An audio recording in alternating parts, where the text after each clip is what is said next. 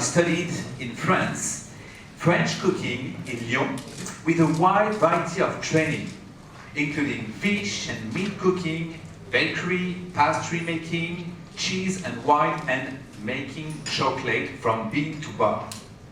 Marie worked as chef de partie at prestigious hotels and lodges in California, Namibia, New Zealand, where Marie worked for also the Prime Minister, French and other embassies. Marie founded La Pâtisserie, Miramar, Wellington, and employed 10 people to bake, cook all French goods with an organic, sustainable approach. Marie owned La Fazenda do Cacao, Serra Grande, Bahia, Brazil, and also Wildness, focused on producing chocolate. Marie developed a range of different products and honey with local suppliers, and the business is based in the prisons of Rimutaka, Wellington in New Zealand. Marie owns and also operates Wildness Asia, based in Singapore, in the Center for Mentally Handicapped Adults, making organic chocolates for corporates, retails, and hotels, and for a special chocolate for us as well. So please welcome with me warmly Marie.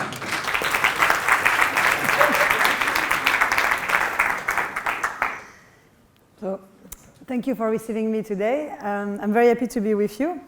It's an honor for me to be with you. You're the future leaders of the world of the industry, of any industry, probably mine also at one stage in your life, I hope so. So you are the one who's going to make the change in the life that we need. I hope, I trust, and I believe in you very much, because in my generation time, it was not at all something feasible, and we called it utopia. I'm French born. My background, my school background is very different than yours, but Xavier put it so well. I've got a BEP CAP, which is probably the lowest, it's actually the lowest education system we have in France. I'm someone who's doing things with my hands. I'm very good at it. I'm a good gardener, I'm a good cook. I love to knit, I love to read, I love to draw. I'm not very good at school, so that's why I end up to be a chef. It's a passion. I really like what I'm doing. The system of France is very academic.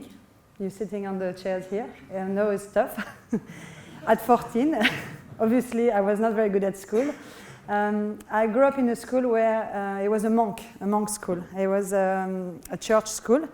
And I was very lucky because all the monks who were in this school were amazing at pulling out students like me and say, well, you're not very good at math, obviously, so we're going to do something else with you. And today I'm here with you because I decided very early on that I would do something a bit different.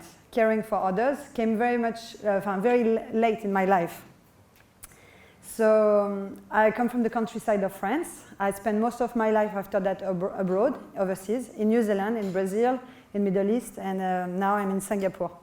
Singapore is on the map of the world. 5 years ago, you have told me I would live here. I would have told you, no way. Coming from New Zealand, I spent about 19 years in New Zealand. New Zealand is an island very far away in the world where there's not much crime. And when there's crime, they are very, very violent. It's a tribal community. Tribal means that they don't kill with a gun, they kill with their hands. You see the All Blacks, my team in New Zealand is inside the prison, and that's what they look like.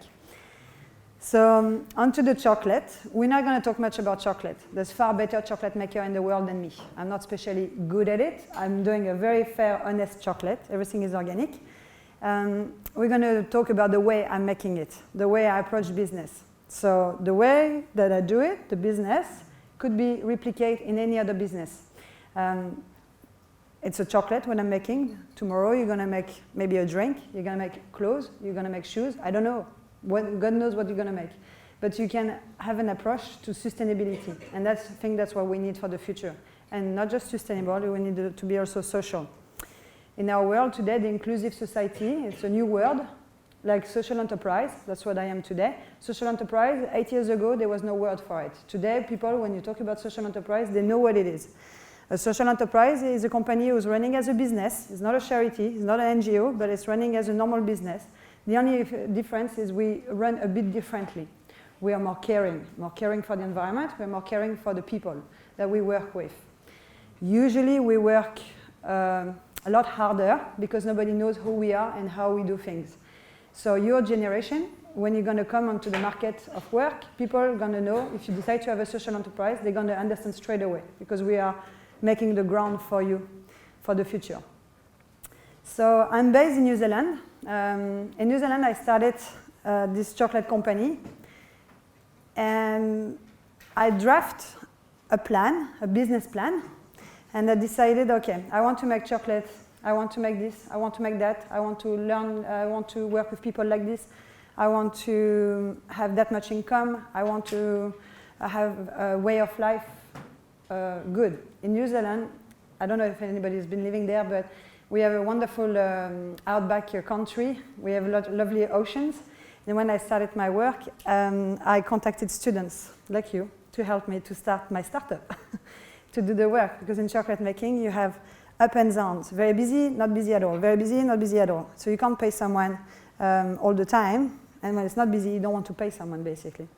And my lovely students that I was working with were, if it was a nice weather, were at the beach surfing or fishing, because New Zealand is very laid back, and it's more fun to be at the beach than to be at work, even if it's chocolate. So I turned myself to an entity of people that don't get much jobs, and that was the prisoners. I contacted the Department of Correction. They are looking after all the prisons in the country. It's a country where we're the second country in the world to incarcerate people. So it's a big fact. It's a big burden to carry.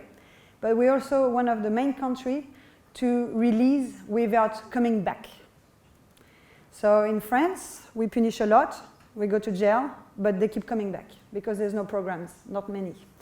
In New Zealand, they are doing the crime, they go to prison, but usually they don't come back. So that's a very positive way, and that's where I come along. So I decided to work with the prisoner. I don't know anybody who was a prisoner. I don't know anything about anything when it comes to killing, drugs. Now, as I said last week, I've got a PhD on drugs. Huh? You can ask me any question. Now I know how to smuggle it, how to make it, how to sell it. Got an entrepreneurial business plan onto it. So the team that I got given at the beginning was very interesting because I worked the first year in a women's prison. And the women's prison was very intense.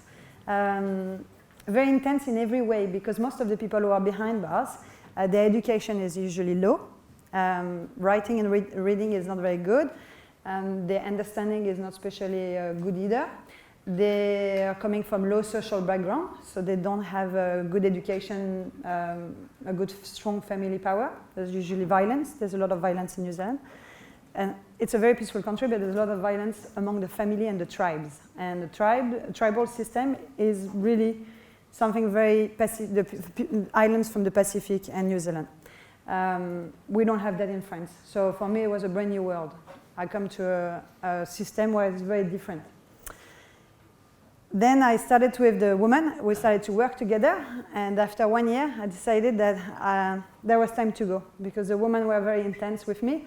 And the place was not very suitable to what I like. And I remember my first day at work. I got onto the parking lot. I got in my car and I put my hand onto the steering wheel and I put my head into it and I'm like, what the fuck am I doing here? I'm inside a prison, I'm working. Why did I get inside that? It's like, it's a crazy idea, but I'm not a person who thinks very much. So that's probably why I'm doing things today the way I'm doing it, because I don't overthink. And I think also it's a problem of the new generation. You guys are thinking way too much. You need to think a little bit less, to take a bit more risk, and don't think like if. No, there's no if, just do it. But you obviously need to have a serious business plan when you're doing something, of course. So after 1 year of being with the woman, the Department of Correction said to me, Mary, we can relocate you if you want, but it's much further. We have the male prison. The male prison is 1,200 men. And I was like, yeah, okay, sure, no problem. And I thought I'm going just from one thing from another. And the prison is based in the Rimutaka, in the middle of the mountains. It's very beautiful. It's in the forest. It's a very nice surrounding. The ocean is about 5 kilometers, how do you say that, vol d'oiseau, bird flight. It was good. I tried. Everybody understood, so that's good. So the prison is quite idyllic. It's I call it the 5-star hotel because the New Zealanders don't understand. They complain, but I told them if I don't know the prison in France, but I imagine that it's far worse than what we have in New Zealand. And the re-education system inside the prison is very good. I started with the Department of Correction with the men, and my first employee today works outside of the prison.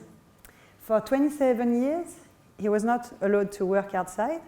He was not allowed to see anybody.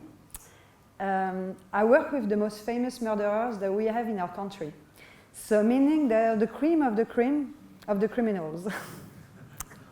So it's a big burden in some ways because they are very famous. And when people know that I'm working with some of them, they ask me lots of questions, which of course I'm not answering because I'm not allowed to answer. What's inside the prison is inside the prison. What's outside is outside.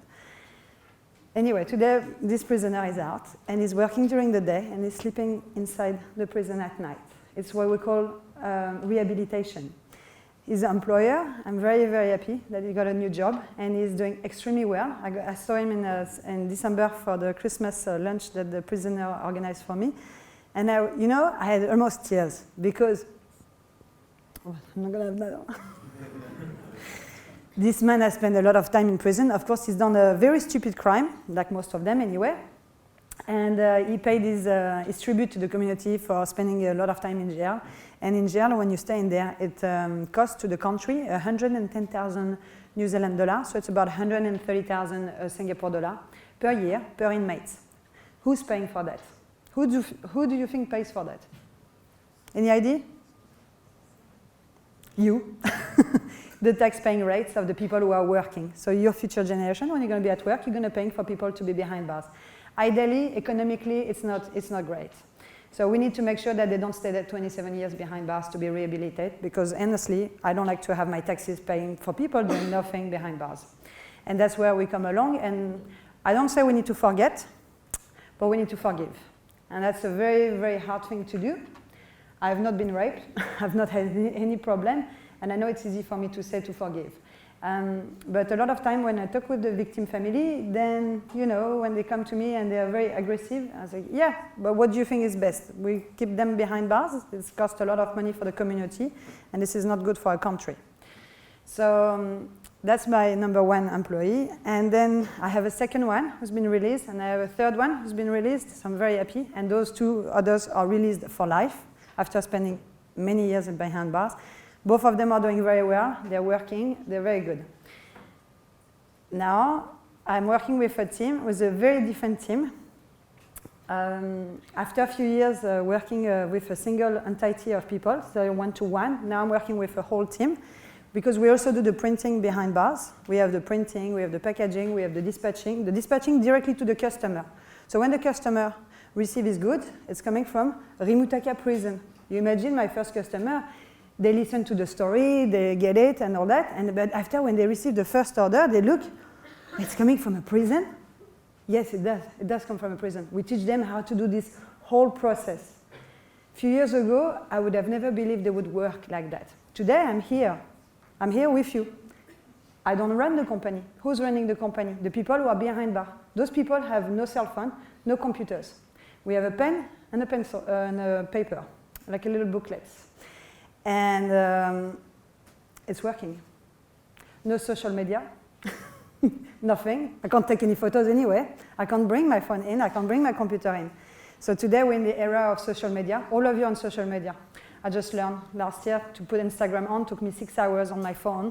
And I got my son, who was 10 at the time, 10, and he said, Mama, you have to press there. I'm like, yeah, okay, I'm going to make it. Well, I've got Instagram now. And it's a business, so everything is possible when we see that way, when we look a different way, when we search for different answers and see how to make it work, there's always solution. So never give up. I'm not saying you have to work hard for it. Usually solutions are coming, they're in front of you, and they're very simple. And I think that's what's most important. They're so simple that people don't think about it, and they're just like, they're looking for complicated ways to make business. It doesn't have to be so complicated. So those guys are running now Wildness in New Zealand, which I'm very proud of them. We're doing, Oh yeah, we're doing chocolate in New Zealand and honey. We have we have a beautiful honey in New Zealand, which is called, which one? Right. Okay. We have beautiful honey in New Zealand, which is Manuka. We have lots of Manuka. So I'll come back to that after. Some of the photo in Brazil.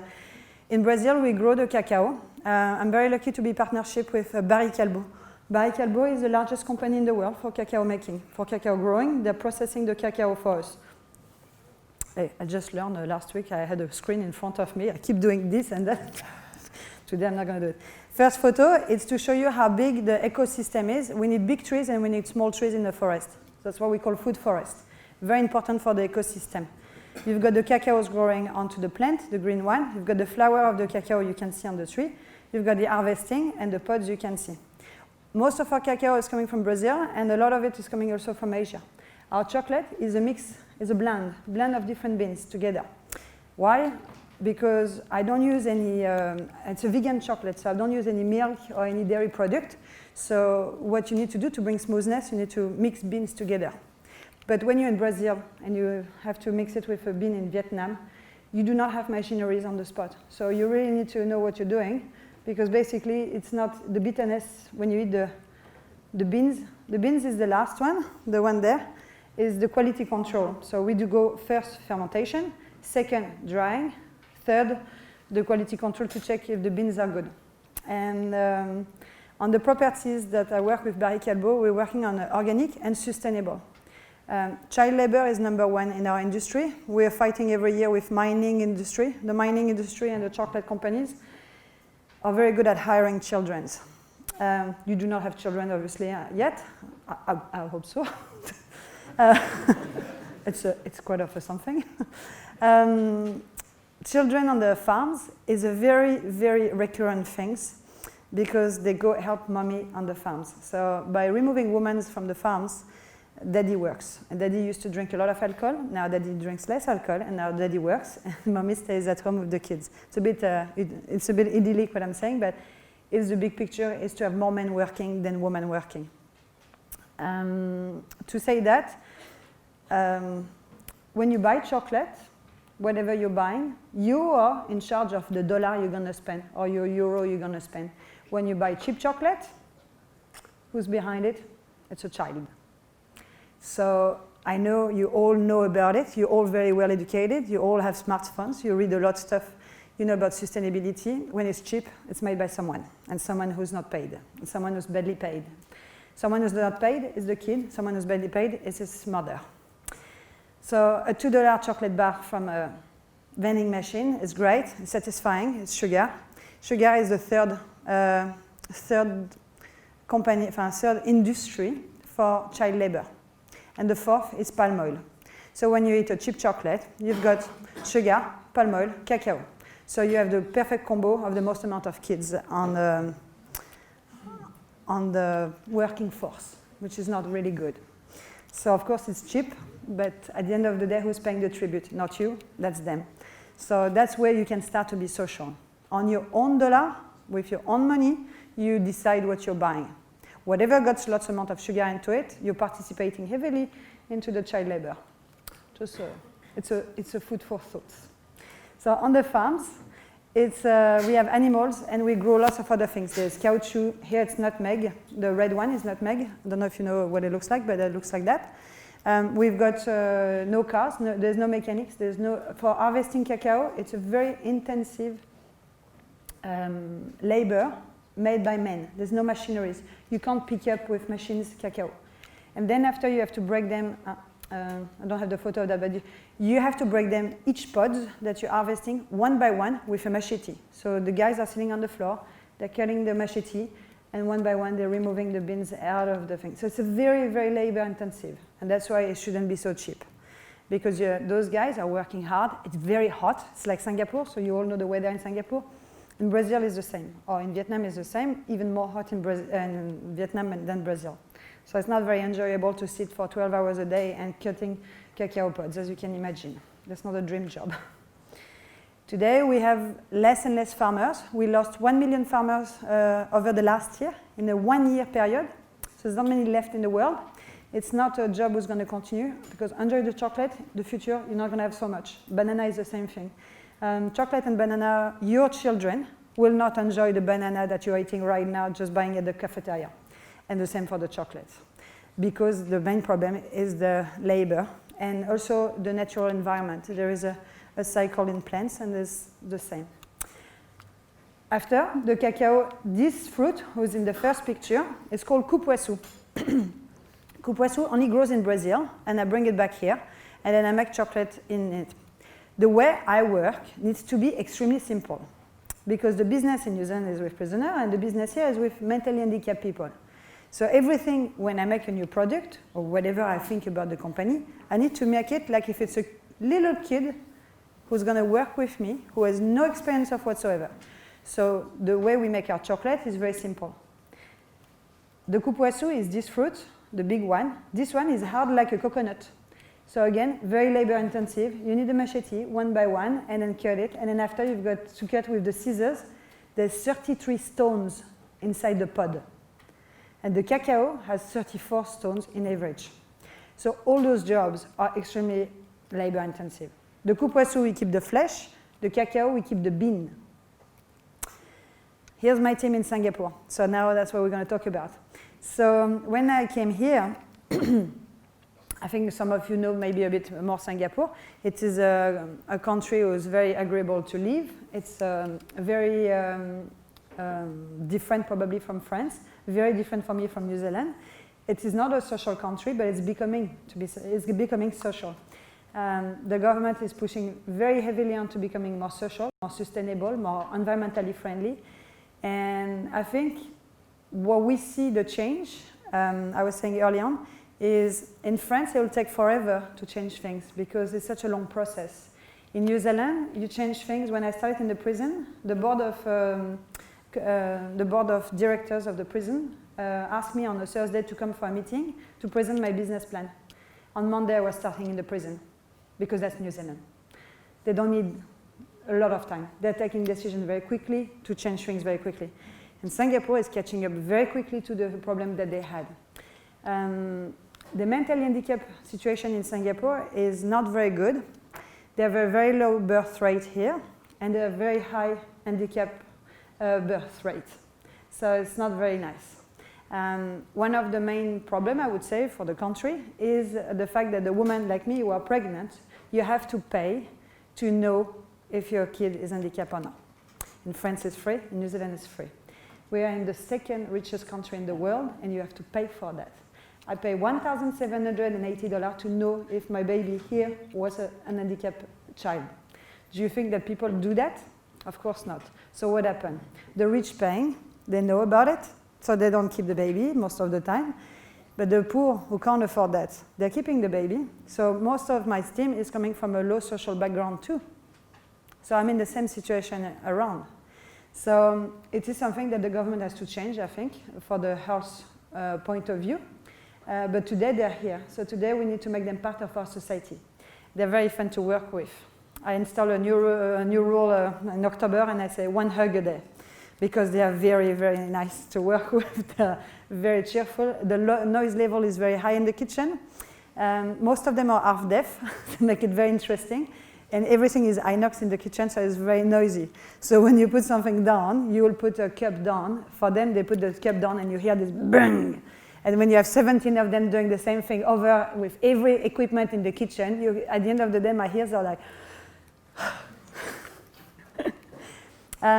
My team is Malay, Chinese, Indian. English is their second language. For most of them, they are learning it. What else to tell you about?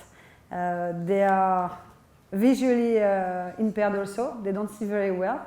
They don't know how to read and write. Most of them have not been to school because the system for school in New Zealand, all the handicapped people go to the normal school. So per class, you have 1 or 2 handicapped people, and they go to the school with my other kids, and that's fine, and they grow together. They're not going to follow the same curriculum, obviously, but they are part of the society. So it's very normal. So I work with them, and days are very fun. You can see me with my pink wings. They were in the office, someone brought them in, one of the person brought them in, and I spent the day with it. So it's a very fun environment.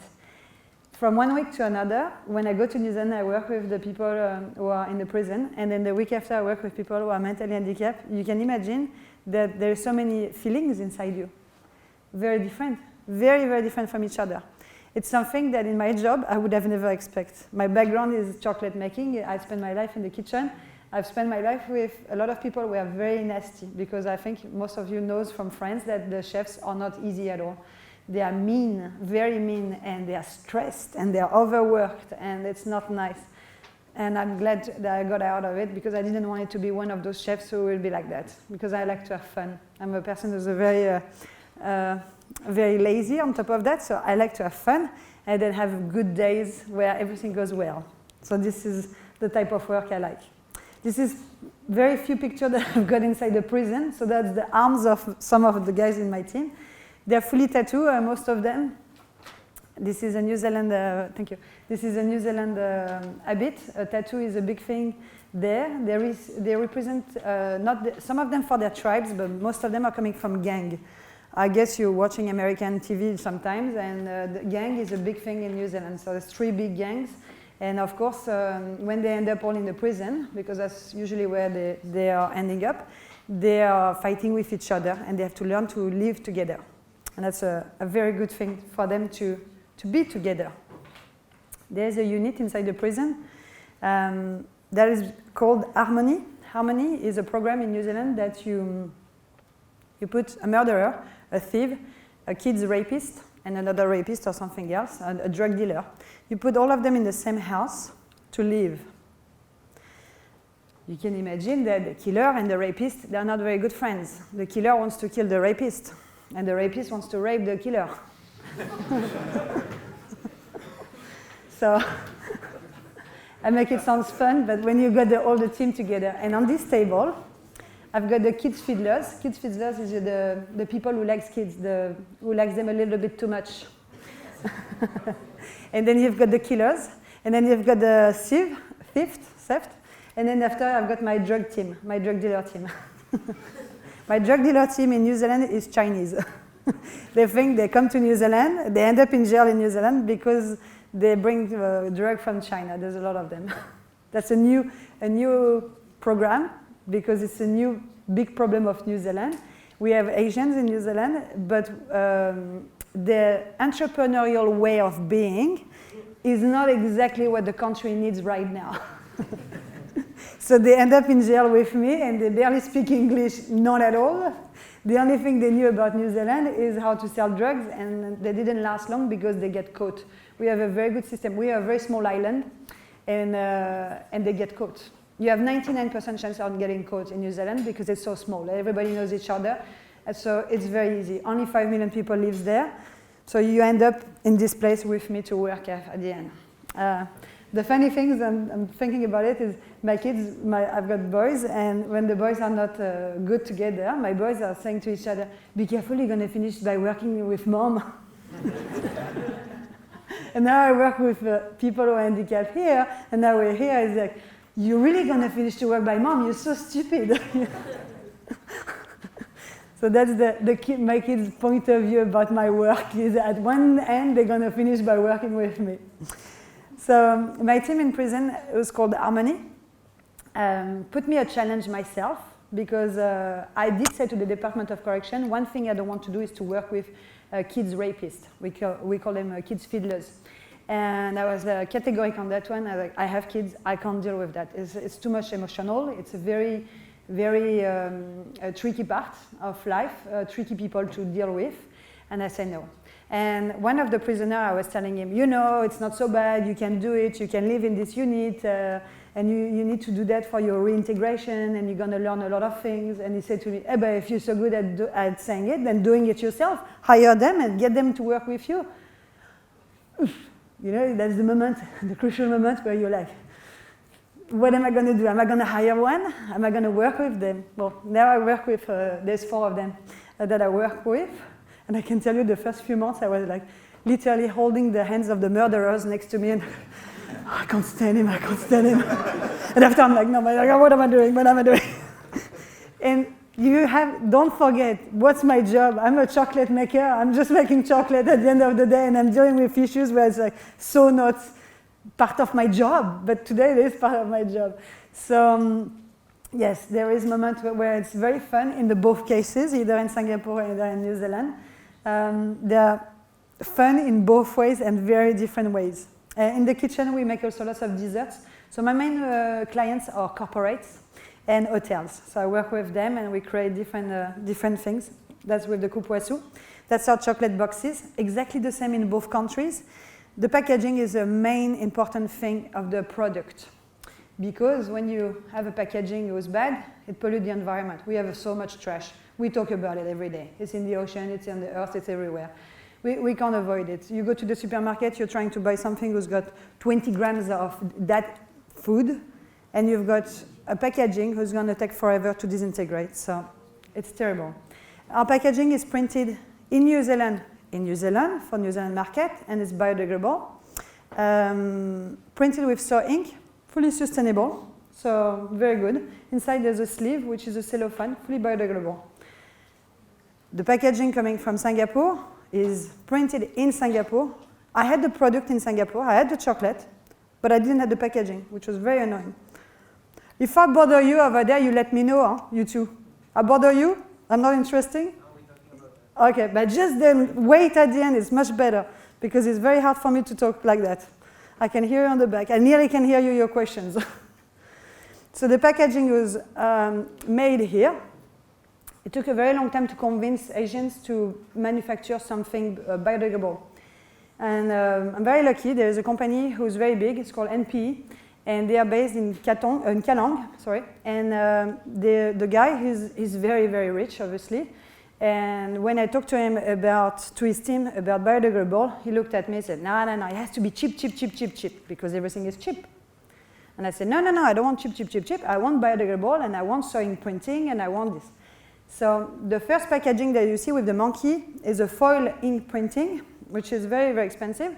But the paper comes in a big slab, and then those slabs, I need to buy them to secure them in Asia for me only. Because it's so new for them to manufacture something like that, they don't think that other people will do it. When I started that 8 months ago, now he has more and more people who are buying the same packaging than me, because now he can propose it. So when you start something, you don't see how much you're going to impact others. This business is very big. He doesn't need me as a customer, but he now has other customers who are doing exactly like me. They say, oh, we've seen Wildness packaging. We'd like to have the same type of environmentally friendly packaging. It's printed with soy ink. We're very lucky because the vibrant colors of everything is very nice. Inside the same sleeve. So this is our collection. This one is a 40 gram. In New Zealand, it's a 70 gram. They all sell well. And since the main one who sells the best is the pure, and the rest is selling equally well. The second one is called Angmo, and you can see it's a chocolate with walnuts. Walnuts from New Zealand, from the prison. Next to the prison, there's a lot of walnuts. So the work that I do in New Zealand, I bring it back here using the walnuts here. Angmo is an extremely racist name in Singapore for white people like you and me. The printer called me up and say, hey, we have a very big problem with your packaging. Someone made a joke out of you. I'm like, no, what's that? On the packaging of the walnuts, someone wrote Angmo. It's a bit like calling your packaging the Negro. The Negro, if you're black, you call yourself your packaging the Negro. You understand the meaning? Angmo is exactly the same. This is by far the most hilarious packaging that we have in Singapore, and people are buying it. They don't know much walnuts. It's a nut that they don't use, and it's growing in the cold countries. But this packaging is doing very, very well. The chocolate is good, of course, but the packaging, the name of it, the Singaporean is straight away like buying that one because it's right Angmo. My team, I keep saying, my name is Marie. Angmo. No, Marie. Angmo. No, Marie. Angmo. Okay, I'll be Angmo. I'll be Angmo for. So it's to show you that the environment we're working in. I don't know the parents of my team. They have not met me. I don't think they want to. I think they're extremely racist too. They don't like the fact that it's Angmo who's looking after their kids. Their kids are adults. And I think it will take time It will take time for the parents to accept that someone else is looking after their children, which are grown up. It's a big journey for Asians to do that path, and they're not going to do it with me. They're going to do it on their side. And I know my team sometimes will tell me, one of them today was telling me, my mom told me that Angmo is coming here to steal the money of Singapore because the Angmo gets big salaries here. And I said to him, he's very tall, he's a Chinese man, he's very tall. And I said to him, look, I'm not stealing the money of anybody because I don't, it's not the purpose of the company, it's a sustainable company. So I said to him, I'm not stealing the money of anybody. I think the Angmo here are paying a lot of taxes, so try to see it a different way. But it's a learning curve for everything. So the Asian culture is now facing to adapt with something organic, something sustainable, something biodegradable. Thanks God, the government is putting huge advertising everywhere. I think you've seen some maybe in the MRT, in the metro. There was about social enterprise, and there is a lot of forums, there's lots of meetings, there's lots of education, there's a lot of things here well done. In New Zealand, the government is very new at supporting the social enterprise, but in New Zealand we have no money. Here, they have lots of money, but there's no creativity much. It's very new. There's a lot of business for social enterprise. Their business plan is good, and some of them are bad. They don't stay too long, so it's a new concept for here, but it's growing definitely. That's a little video was made by TF1.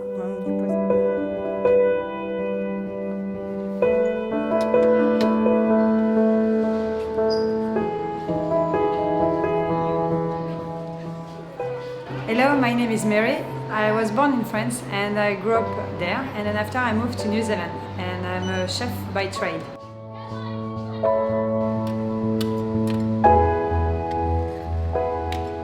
I set up a company called Wildness in New Zealand, and we are based, half of it, inside the prison. I'm working in the Rimutaka prison, and we're working with inmates. Then I decided to come to Singapore and set up the same system that we work over there, and as a social enterprise too. I work here with mentally handicapped persons. We call them adults with special needs. I like the word of it, and it means a lot of things behind it. It's quite difficult to work with them. It takes about 3 to 4 to do the job of one person. It's very challenging. None of us are really understanding each other. I'm speaking French and English. They speak mainly Chinese or Indians or any other dialect. But at the end of the day, when we make chocolates together, it's all our work hands together. I work in Singapore with Ruby chocolate. It's a sustainable pink colored chocolate, which is natural. It's a privilege. Calbo has a very small production of that chocolate here, and I am very happy to be able to make chocolate tablets with it. We want you to eat our chocolates to continue to be more social. We can all do it together. Canla.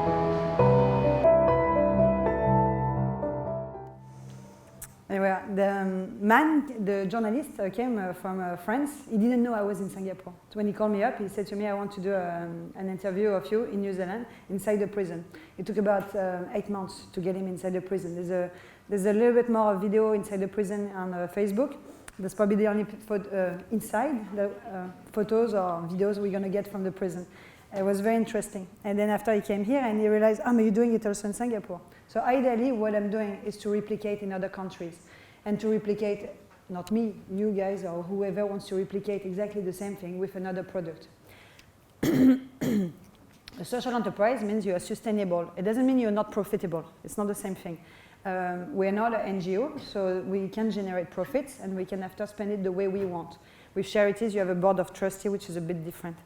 We give classes here in Singapore and workshops to bring Singaporeans inside the workshop to make them understand that the population of handicapped is here and they can work and we can hire them. An handicapped person needs to have a routine, the repetitive job, and that's very important for them. To change their habit, and I like to do that sometimes just to trigger them for fun. You change a little something, like, then you put something else, and then they're completely destabilized and they come around and they're like, what do we do? And it's just to challenge them. I started the chocolate classes because I realized that my team doesn't have interaction with others because they live in secluded. It's taboo here to have handicapped children. So they live very separately. So they only know their families. And I decided to bring the team building, the workshops, and I bring people like you, me. I bring also children inside the kitchen. And they have taken so much maturity. They mature a lot. And that was very interesting to see that. Their English got much better, of course, and they learn how to behave with you. Because the first team building, everybody was laughing. It was so loud, and they keep touching the others constantly, like touching each other. And the team building, the corporate people who are so not used to, because the Asians are very, distant from each other. And suddenly they had all those handicapped people who keep touching them, touching their hair, and being with them. And the team was like, "Ooh, that's too much, that's too much." And they learn now how to interact as a social thing. When they arrive in the center, most of them don't have. You all have friends. You all understand what it means to have a friend, to understand each other. For them, it's a brand new thing. They all have cell phones, so they are learning how to use their cell phone and make friends. And that's something very nice to see, because they are learning all that inside the center while working and while they are getting a salary also. So that's very important. The parents, when their kids, parents will die before their kids die, because that's normal now. The technology of medicine is so good that they're going to outlive their parents. So what do they do after? How do they live? If they have no money, if they have no job, where do they end up? I don't know. I don't have the answer because I've not looked into it yet. But when they have a salary, then they can anticipate and plan into it. And I think that's very important.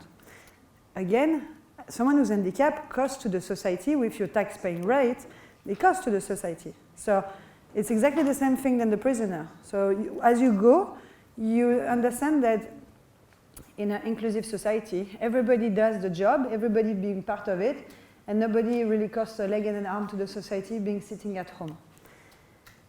It might be a very different subject in France because we have the social security, which I know a lot of people are abusing, so very different. This is the team inside the prison. The lady who's the staff, the prisoner guards, everybody wear armors. I'm the only one in the prison who's a civilian. To recognize me, we have that. And funny enough, it works very well because the handicapped people is the same. When they see the monkey, they know it's me. So inside the prison, everything is under video, audio, everything goes well. When I do have problems with inmates, and it does happen, it's terrible when it happens, but it does happen with me. And that's when they can jump in onto the thing and we can solve problems together. And they're very good at it. I'm the first business private to be behind bars and paying wages normal for people who are working directly with me. After, I do also contracting inside the prison, which is very interesting too. Here we are. I think I've done the tour, and now we can have some chocolates. Thank you.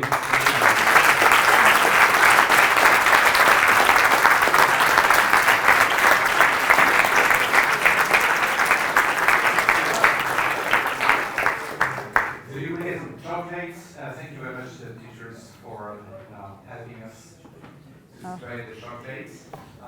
No milk. Can you explain what we're going to test? No milk, no dairy, no palm oil, no child labor in that chocolate tablet. It's a chocolate tablet. Most of our packaging we can print for the companies. And today, ESSEC, you have the chocolate ESSEC. Yes, that's what the chocolates we can make it easy to buy. Make it possible. We can start the question. Yes.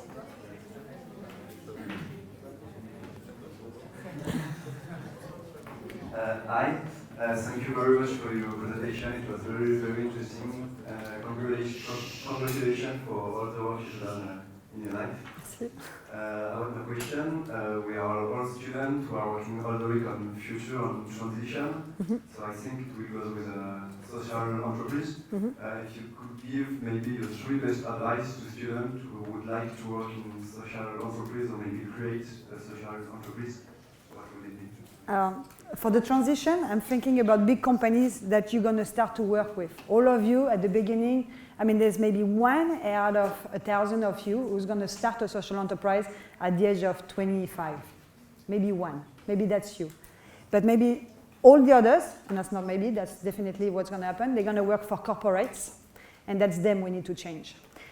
Being one, the advice I would give is think big, but think big straight away.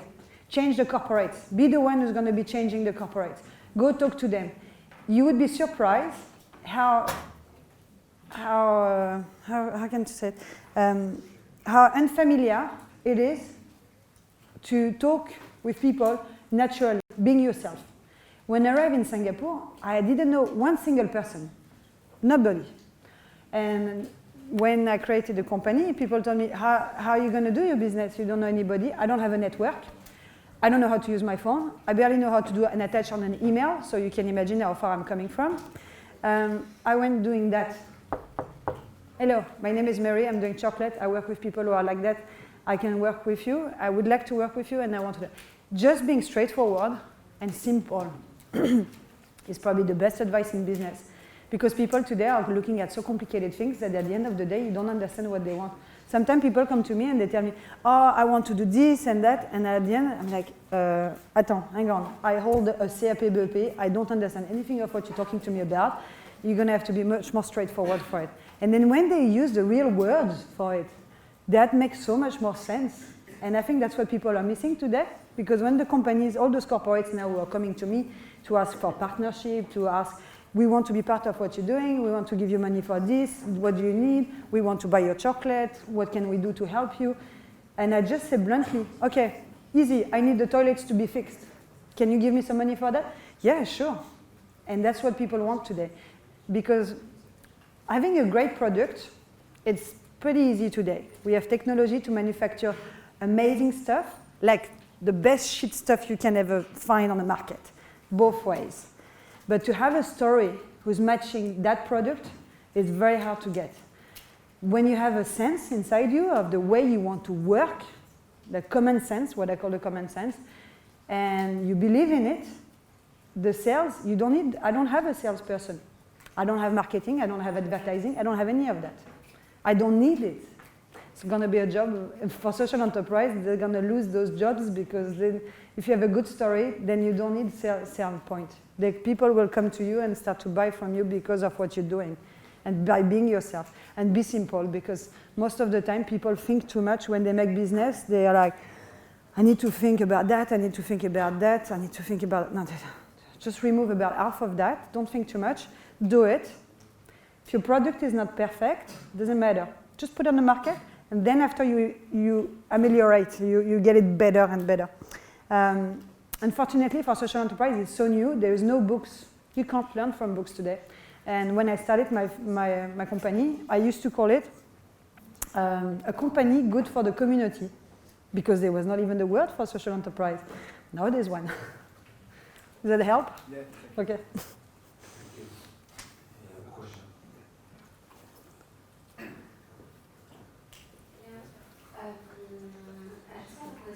Do you get any help from the Singaporean states or from the New Zealand states to do your business, or is it fully financed by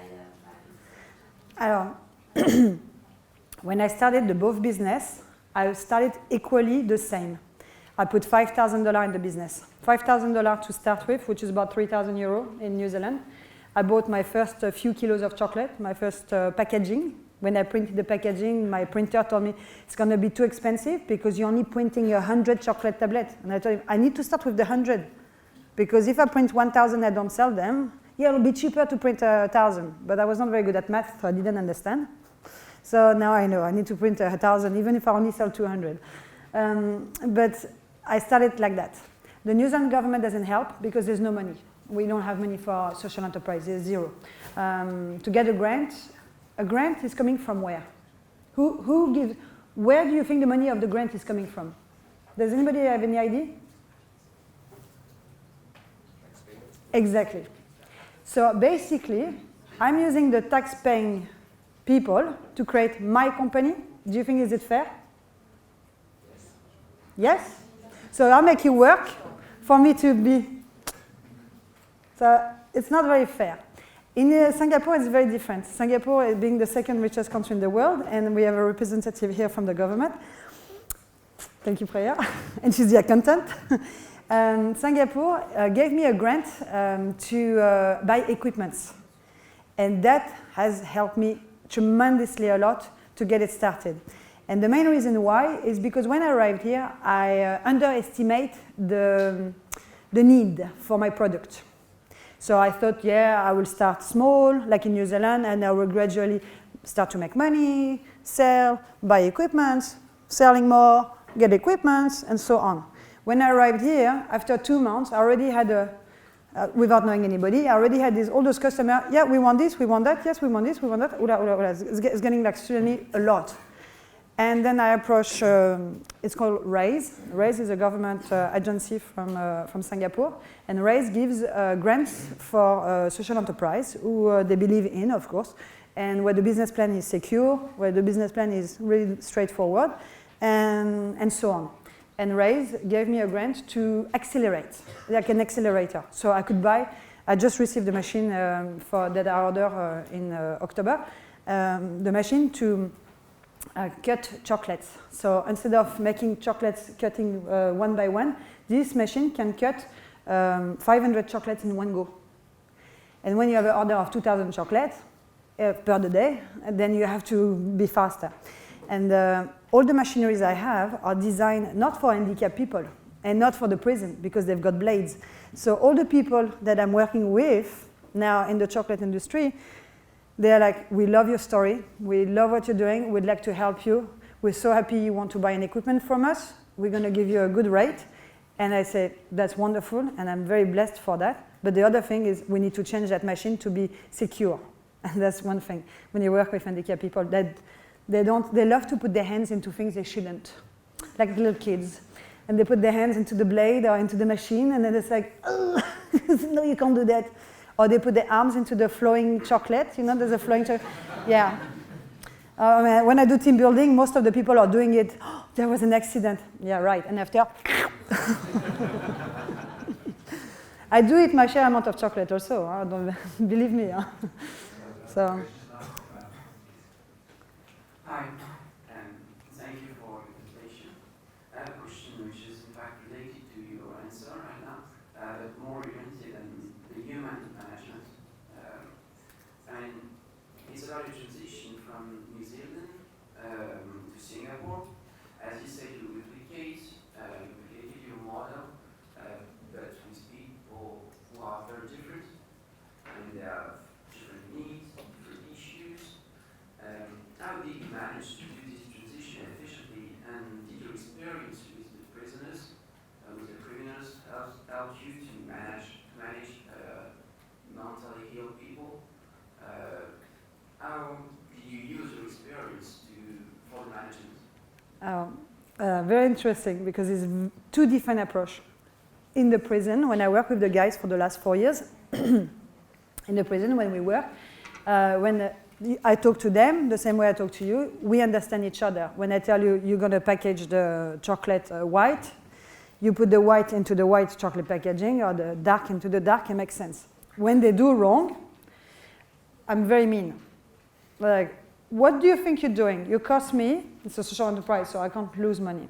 You cost me a leg and an arm right now by doing that. And when I'm very, very angry, I become very vulgar. And in the prison section, it's okay, it's fine. They're very used to. I think I've learned, the prisoners see me as a foreigner, but they don't know where I'm not an officer, I'm not a lawyer, I'm not a judge, because most of them, I know all their stories they are telling me about. So I said to them, I don't care what you've done in the past, what I care is what you're doing now, right now with me, and that's fucking wrong right now. So that's the way I approach the thing, and I'm very, the kitchen words, very straightforward. And I think they like that very much because it makes sense. It's very straightforward. Now with the mentally handicapped people, very different. At the beginning, I was like, okay, my patience has limits. With the handicapped people, there's no limit. My patience is like, yeah, when the job is not good done well, it's okay, we're gonna eat the chocolate. and everybody's smiling, and they're all happy. There's 180 handicapped people in my structure, 180. So when there's one lot of chocolate that doesn't go well, which is about 200, boom, but everybody got a chocolate today. So, for example, the chocolate box, you know, where's it? The box is like that. The box is like that, and Danielle, that was on the photo, well, Danielle is here. Danielle is the first one. And the chocolate tablet, which are here. The date is always put underneath, you know, the expiry date, underneath the tablet. Danielle, one morning, God knows why, I don't know, I still didn't figure out why. He put all the expiring date on the face of the monkey. And voilà, I'm like you, exactly like now. I'm coming and I'm seeing all my chocolate tablets, about 200 of those at that moment, and I'm like, okay. And after you need 2 more guys to remove all the stickers, so productivity-wise, 0, cost-wise, 100%, and I'm looking at the food cost productivity. Oh, but today, the shit, huh? And what do you want me to do? Do you want me to get angry after Danielle? Ben no, I'm just looking at Danielle. Danielle, why today the expiring date is on the face of the monkey? I don't know. Danielle, why did we ever do that? No. So why this morning you decide to do that? I don't know. Okay, fine, sure. Tomorrow, can we put the expiry date under? Yeah. Next morning, I come, the expiry date is at the right place. Why? And that's the thing, when you work with people who are like that, you really need to monitor every single step. So my eyes are there, every time, at every step. And in the handicapped people, you have the one who are a bit smarter than the others. And working with them, I learn a lot. I learn we are born bad. Because if we can take advantages of someone, we will do it. So one of the one who's a bit smarter, he will change, let's say we put all the packaging on the table, and then you have to put all the chocolates into it. He will remove some of the packaging. He'll do something just to trigger the other one, to make sure that he's going to get pissed off or angry, or that he's going to do something stupid, like that. It's going to be a mistake. And they're taking advantages of each other constantly. So it's a bit annoying. My answer into that is I can't get angry. I don't stress. And sometimes I just say to the customer, your order is not for today, it's for tomorrow. Is that okay? But the customer, he understands, because if he works with me, he knows I'm working with people like that. So if he was expecting things to be exactly precise, perfect, exactly that way, he wouldn't work with me. He would work with someone else. And that's fine. In overall, I can say that we are delivering really a very good quality chocolate with very few loss. There's not much loss. And it's, yeah, I mean, the feelings inside me when I go to work are so different than what I would have expected from the normal job, for sure. So, yeah, you can't get angry. There's no point. Thank you very much, Marie. Thank you.